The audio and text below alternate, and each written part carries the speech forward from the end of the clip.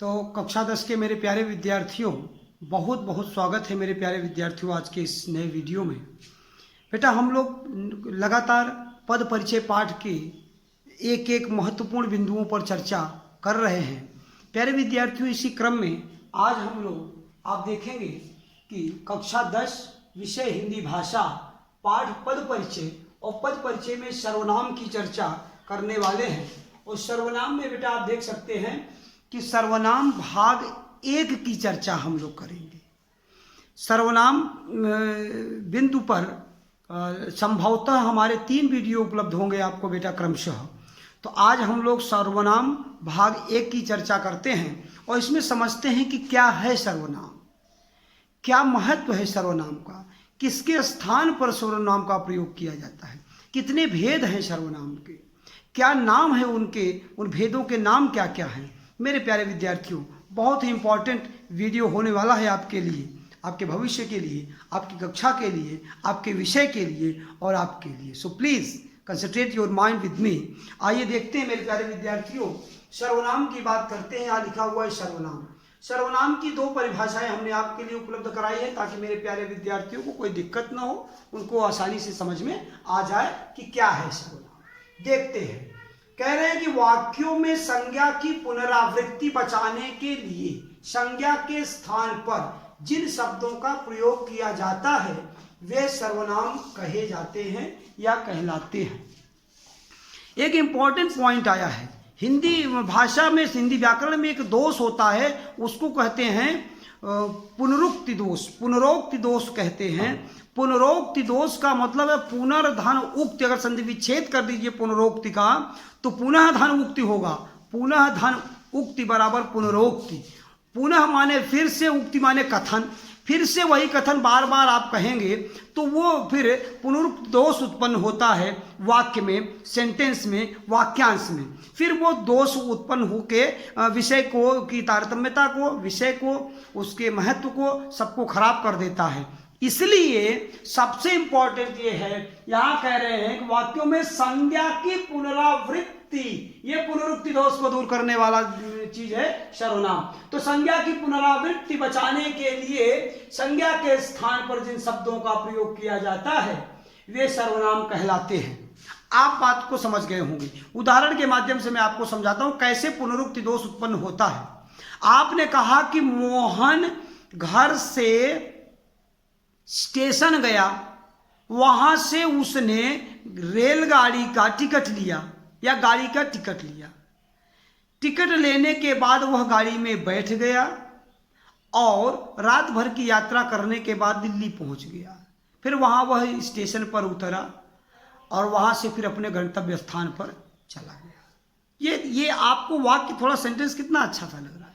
अब सुनिए, मोहन घर से निकला और मोहन फिर स्टेशन पर पहुंचा। मोहन ने टिकट लिया, मोहन गाड़ी में बैठा, मोहन रात भर की यात्रा करने के बाद मोहन स्टेशन पर उतर गया, फिर मोहन अपने गंतव्य स्थान पर गया। क्या कह रहे हैं आप? क्या हो रहा है वाक्य में? पुनरुक्ति दोष उत्पन्न हो रहा है मेरे प्यारे विद्यार्थियों। बार बार संज्ञा की उक्ति न हो, बार बार संज्ञा की पुनरावृत्ति न हो, इसी को बचाने के लिए सर्वनाम का प्रयोग हिंदी भाषा में किया जाता है। What the importance of pronoun, आप समझ गए होंगे कि सर्वनाम का कितना ज्यादा महत्व है। अगेन एंड अगेन आपको नाउन को बार बार वहीं पर पुटअप न करना पड़े, इसलिए उसको प्रोनाउन का यूज किया जाता है, उसको सरल बनाया जाता है, वाक्य को अच्छा बनाया जाता है। उदाहरण के माध्यम से मैं समझ रहा हूं, आप बहुत अच्छे से समझ चुके होंगे बात को, महत्व को, सर्वनाम का क्या महत्व है। दूसरी परिभाषा देखते हैं, बड़ी इजी सी छोटी सी परिभाषा है सर्वनाम की। और क्या कहती है परिभाषा? कहती है कि सर्वनाम के स्थान पर प्रयुक्त होने वाले शब्द, संज्ञा के स्थान पर प्रयुक्त होने वाले शब्द सर्वनाम कहलाते हैं। संज्ञा के स्थान पर प्रयुक्त होने वाला शब्द सर्वनाम कहलाते हैं, सर्वनाम कहलाता है। द प्लेस ऑफ नाउन, आप समझ सकते हैं। दोनों परिभाषाएं हमने दिया, उदाहरण भी हमने आपको समझाया।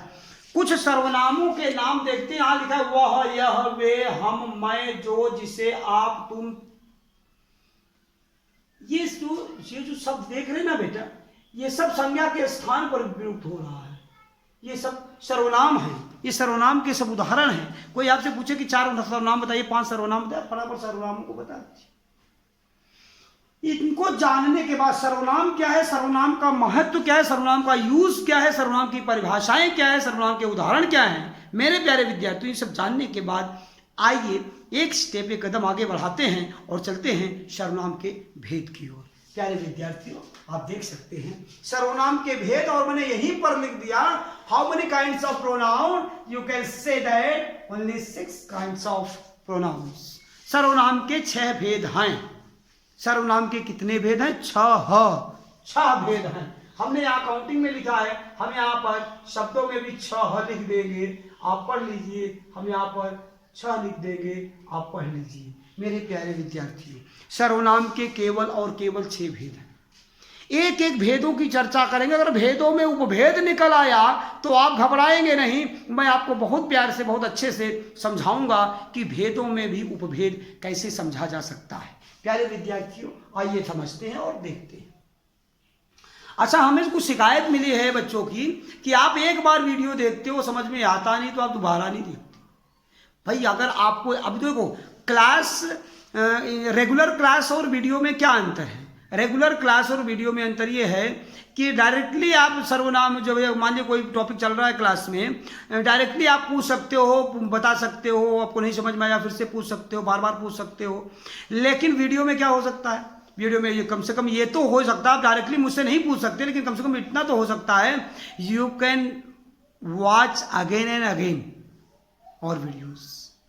आप हमारे वीडियो को बार बार देख सकते हैं, समझ सकते हैं, और कंफ्यूजन आपका दूर होगा, आपको समझ में आएगी बातें। आइए देखते हैं, क्या देखते हैं?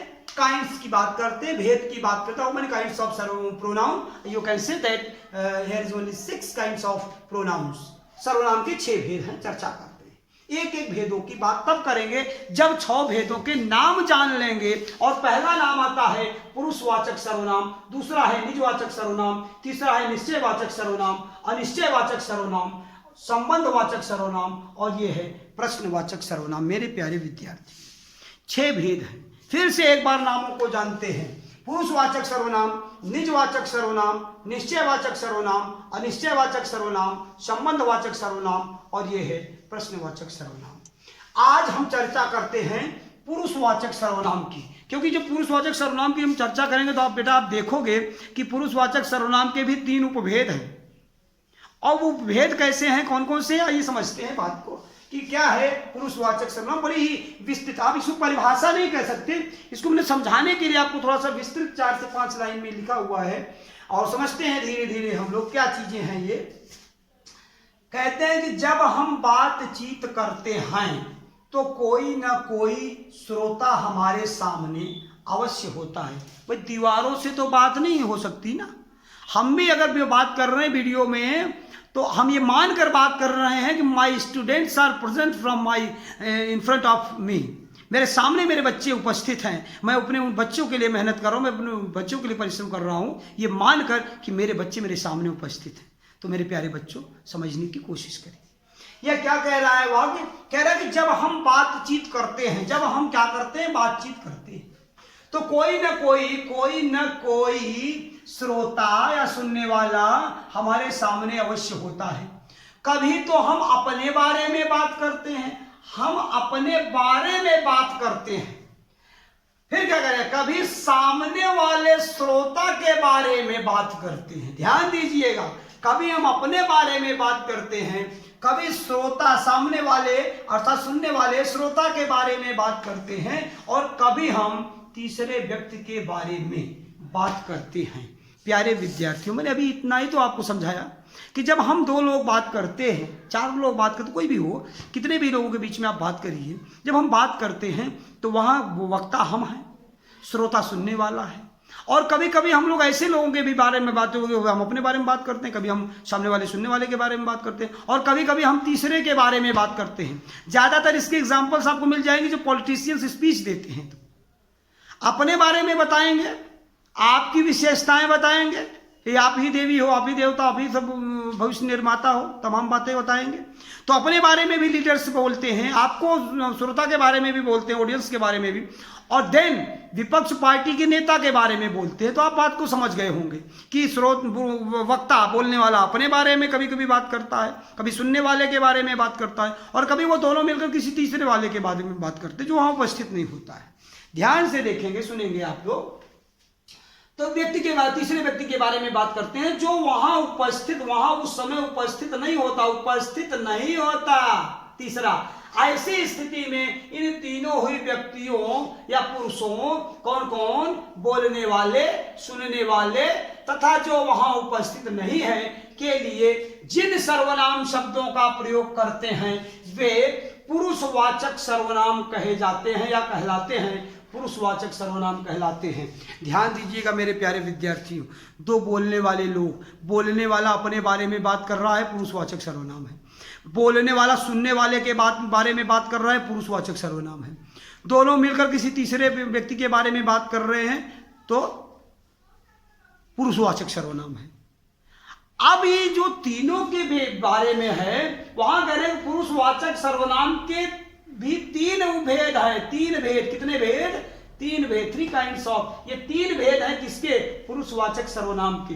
आप यहीं से देखिए, यहीं से आपका पॉइंट माइंड में क्लिक करना शुरू हो गया होगा, माइंड आपका क्लिक किया होगा कि भाई ये हम अपने बारे में बात किए, सामने वाले के बारे में बात किए, तीसरे व्यक्ति के बारे में बात की। इन्हीं तीनों के आधार पर पुरुषवाचक सर्वनाम के मेरे प्यारे विद्यार्थियों तीन भेद हैं जो आपके सामने हैं।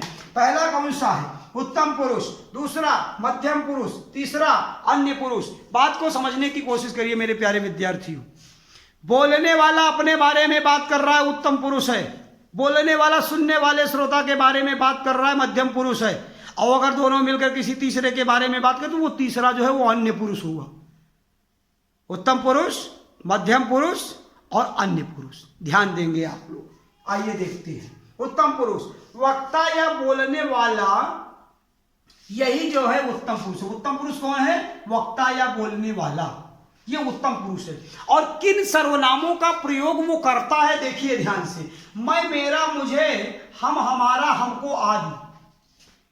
ये जो बोलने वाला वक्ता है ये इन्हीं सर्वनाम शब्दों का प्रयोग करे। वो नहीं कहेगा कि लाइक दैट मैं चंद्रप्रकाश मेरा नाम, तो ऐसा नहीं कहेगा कि मैं चंद्रप्रकाश को एक गिलास पानी दीजिए। अरे मुझे एक गिलास पानी दीजिए, मैं गिलास पानी चाहता हूं।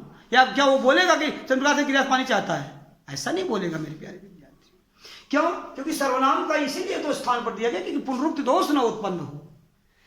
तो क्या कह रहे हैं कि वक्ता या बोलने वाला ये जो होता है ये उत्तम पुरुष कहलाता है। बोला उत्तम पुरुष कौन है? बोला उत्तम पुरुष वही है जो उस वक्ता बोलने वाला अपने बारे में जब बात करता है तो ऐसे सर्वनाम शब्द उत्तम पुरुष कहलाते हैं। और उन सर्वनामों के उदाहरण क्या है? मैं, मेरा, मुझे, हम, हमारा, हमको। आप बात को समझ रहे होंगे। मध्यम पुरुष की बात करते हैं, श्रोता या सुनने वाला। अब देखिए ये श्रोता या सुनने वाला ये मध्यम पुरुष हो गया बेटा, जो सुनने वाला है। और उसके लिए श्रोता जो बोलने वाला है वक्ता, वो उसके लिए, मध्यम पुरुष के लिए, श्रोता के लिए या सुनने वाले के लिए किन सर्वनाम शब्दों का प्रयोग करेगा? आप देख सकते हैं, तुम, तुम्हें, तुम्हारा, तुमको, तुमसे, तू, तुझे। तो ये तमाम चीजें हैं, ये तमाम बातें हैं आप यूज करेगा।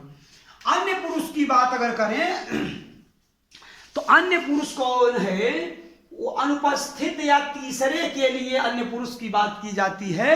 और इस अन्य पुरुष के लिए किन सर्वनाम शब्दों का प्रयोग किया जाता है थोड़ा आप ध्यान देंगे। वह, उसे, उसने, उसको, उन्हें, वे, उससे, उसे, वे। 2 बार वे आ गया है, कोई बात नहीं, तो आप यहां पर आदि कर देंगे, उस, आदि। प्यारे विद्यार्थियों, आशा करता हूं उत्तम पुरुष, मध्यम पुरुष और अन्य पुरुष समझ में आ गया। आप ऐसे एक बार और समझ लीजिए। अगर आप कुछ बोल रहे हैं तो आप अपने लिए जिन सर्वनाम शब्दों का प्रयोग करेंगे तो आप उत्तम पुरुष होंगे। आप जिससे बोल रहे हैं उसके लिए जिन सर्वनाम शब्दों का प्रयोग करेंगे वो मध्यम पुरुष होगा। आप दोनों लोग मिलकर किसी तीसरे के बारे में बात करोगे वो अन्य पुरुष होगा। और वक्ता अपने बारे में जब बात करेगा तो कहेगा मैं, मेरा, मुझको, मुझे ही बोलेगा। सुनने वाले के लिए कहेगा तुम, तुम्हें, तुम्हारा, तुमको। और अगर तीसरे के बारे में तो वह व्यक्ति वैसा है, वह, वे लोग ऐसे हैं, तो ये अन्य पुरुष हो जाएगा। तो उत्तम पुरुष, मध्यम पुरुष और अन्य पुरुष। आशा करता हूं तीनों आपको समझ में आए होंगे मेरे प्यारे विद्यार्थियों। सर्वनाम क्या है, क्या महत्व है, क्या इंपॉर्टेंस है इसका, भेद कितने हैं, 6 भेद हैं, 6 भेदों के नाम हैं। उसके बाद पुरुषवाचक सर्वनाम, पुरुषवाचक सर्वनाम के तीनों भेदों की बात उदाहरण सहित आपसे चर्चा की गई। प्यारे विद्यार्थियों, इन उदाहरणों को मैंने अपने हिसाब से रखा हुआ, और उदाहरण भी आप इसके बढ़ा सकते हैं। आइए बात करते हैं गृहकार्य की। गृहकार्य कह रहा है कि सर्वनाम की परिभाषा उदाहरण से स्पष्ट कीजिए। आपको कहीं जाने की जरूरत नहीं है, पीडीएफ आपको उपलब्ध होगा किताब का भी, पेज का, और इस पूरे पाठ्यक्रम का भी, इस पूरे अध्ययन सामग्री का भी पीडीएफ आपको मैं उपलब्ध कराऊंगा इस वीडियो के साथ। तो कह रहे हैं इसकी परिभाषा आप यहाँ से दोनों परिभाषाएं, 2 परिभाषाएं देखिएगा, उदाहरण भी देखिएगा, लिख लीजिएगा। दूसरा क्वेश्चन क्या है कि सर्वनाम के भेद बताइए। सर्वनाम के भेद आप 6 भेद बताइएगा, 6 भेद के नाम लिख लीजिएगा। मेरी तरह मत लिख दीजिएगा, यहाँ जगह कम था मैंने ऐसा लिखा, आप क्रम से लिखिएगा, बढ़िया बना के इसको एरो मैथमेटिकल टाइप्स के ऐसे बनाइएगा। और सर्वनाम के भेद बताइए तथा पुरुषवाचक सर्वनाम की परिभाषा उदाहरण से लिखिए। पुरुषवाचक सर्वनाम की परिभाषा आप देख सकते हैं, आप विस्तृत परिभाषा हमने दिया है, इसको लिखिएगा। फिर कह रहे हैं उत्तम पुरुष, मध्यम पुरुष, अन्य पुरुषवाचक सर्वनामों की पहचान। पहचान क्या है? वक्ता बोलने वाला उत्तम पुरुष, श्रोता सुनने वाला मध्यम पुरुष, अनुपस्थित या तीसरे के लिए अन्य पुरुष। उदाहरण के साथ मेरे प्यारे विद्यार्थियों अपनी कॉपी में लिखकर अभ्यास करिएगा। तो ये रही चर्चा सर्वनाम भाग 1 की। प्यारे विद्यार्थियों, पूरी की पूरी अध्ययन सामग्री को आप अपनी अभ्यास कॉपी में लिखिएगा और तैयार करिएगा, और इसके आगे सर्वनाम का दूसरा पार्ट हम आपको जल्दी उपलब्ध कराएंगे। तब तक के लिए धन्यवाद। आप स्वस्थ रहिए, सुरक्षित रहिए, घर में रहिए, किसी को परेशान नहीं करना है, खूब मेहनत करिए मेरे प्यारे विद्यार्थियों। तब तक के लिए धन्यवाद।